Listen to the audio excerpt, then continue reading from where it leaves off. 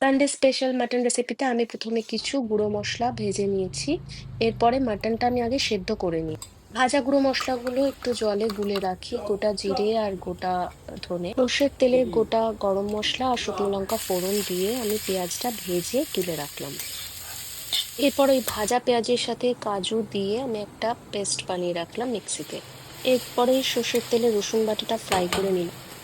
ওদিকে দেখো আমার মাটন সেদ্ধ হয়ে গেছে, মোটামুটি 4টে সিটি দিয়েছি। গোটা জিরে আর গোটা ধনের এই পেস্টটা এবার আমি দিয়ে দিলাম, সাথে একটু শুকনো লঙ্কার গুঁড়ো। এরপরে মাটনটা আমি দিয়ে দেবো। এখনো আমি কিন্তু আদা পেস্টটা দিইনি। মিক্সিতে পেস্ট করে রাখা পেঁয়াজ আর কাজু বাটাটা দিয়ে আগে আমি কষিয়ে নেব। এরপরে কিন্তু আমি টমেটো আর আদা বাটাটা দিয়ে ভালো করে কষিয়েছি। এরপরে মাটন সেদ্ধ করে রাখা ওই স্টুটাই আমি এবার দিয়ে দিয়েছি, দিয়ে একটু নেড়ে চেড়ে আমি ফুটতে দেবো। এই দেখো আমার মাটন কিন্তু রেডি। Sunday special